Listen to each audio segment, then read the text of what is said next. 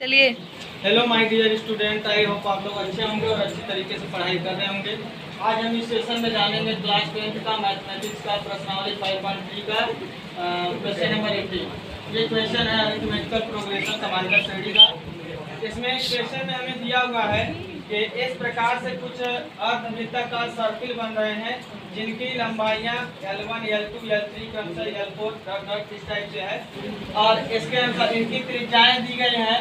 क्रमशः A और B को केंद्र मानकर बनाया गया है, तो इनकी त्रिज्याएं क्रमशः दिया हुआ है जो 0.5, 1.0, 1.5, 2.0 ऐसे ही आगे तक की तरफ दिया है और इनका नाम नहीं दिया तो इन्हें मान लिए हैं R1, R2, R3 और R4। अब यहाँ पर हम मानते हैं कि माना क्रमशः केंद्रों A और B को वाले अर्धवृत्तों की लंबाइयाँ क्रमशः L1, L2, L3, L4 dot आगे भी है क्योंकि इसमें कुल 13 सर्किल बनेंगे। तो इस तरीके से हम चाहते हैं इन सर्किलों की लंबाई निकालने, क्योंकि ये सर्किल की लंबाई जो है वो क्या है, वो एक अर्धवृत्त की परिधि को दर्शा रहा है। तो हम जानते हैं वृत्त की परिधि 2πr होता है और अर्धवृत्त की परिधि πr होता है। तो इसलिए हम यूज करेंगे यहाँ पर पहले वाले के लिए R1 की वैल्यू रखेंगे तो ये मिलेगा। इसी प्रकार इसके लिए R2 की वैल्यू रखेंगे तो ये मिलेगा। इसी प्रकार L3 निकालेंगे तो इसकी वैल्यू R3 की वैल्यू रखने पर ये मिलेगा। L4 यहाँ पर हम इसके लिए लिखेंगे R4, तो R4 का वैल्यू रखेंगे ये मिलेगा। डॉट इसी प्रकार आगे की तरफ भी होगा। इसमें कुल 13 क्रमागत है। तो तब प्रश्न के अनुसार हम क्या करते हैं, बना लेते हैं इन सर्किलों की लंबाई से एपी सीरीज। जैसे एपी सीरीज के लिए प्रथम पद, दूसरा पद, तीसरा पद, चौथा पद, डॉट इसमें कुल 13 पद है। 13 पदों तक लिखा जाएगा।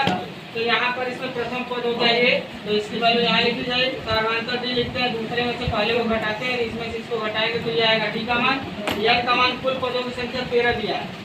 अब क्वेश्चन में पूछा था कि कुल 13 क्रमागत अर्धवृत्तों से बने इस सर्किल की कुल लंबाई कितनी है। हमें नहीं मालूम तो उसके लिए हम लगाएंगे फार्मूला। यहाँ पर फार्मूला योगफल का लगाया जाएगा। योगफल का फार्मूला होता है SN बराबर n/2 ब्रैकेट में 2n + n - 1 × d। अब इनकी वैल्यू हमको मालूम है, सभी की वैल्यू रख लेंगे। n का मान 13 रख दिए। यहाँ हो गया 2 गुणे a का मान ये है, ये रख दिए।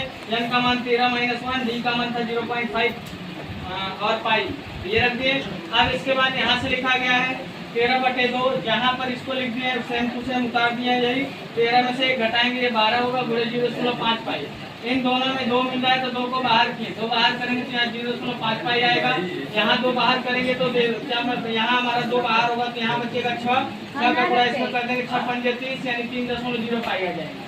2 से 2 कट जाएगा, यहाँ 13 आ गया। इसको जोड़ लेंगे तो 3.5 पाई आएगा। पाई का मान हम जानते हैं 22/7, तो यहाँ रख देंगे। 7 से कट जाएगा, 7 × 35 0.5 हो जाएगा। 13 और 5 का गुणा 0.5 का गुणा 22 में करेंगे तो 22 × 5 110, 11.0 हो जाएगा। 11 × 13 में करेंगे तो ये आएगा 143। ये 143 जो आएगी वो हमारी क्या होगी। इस प्रकार क्रमागत 13 सर्किलों से बनी इनकी कुल लंबाई का मान जाएगा। तो ये आएगा इसका आंसर 143। तो इस तरीके से इस क्वेश्चन को लगाएंगे तो आप लोगों को ये क्वेश्चन बहुत अच्छी तरीके से समझ में आया होगा।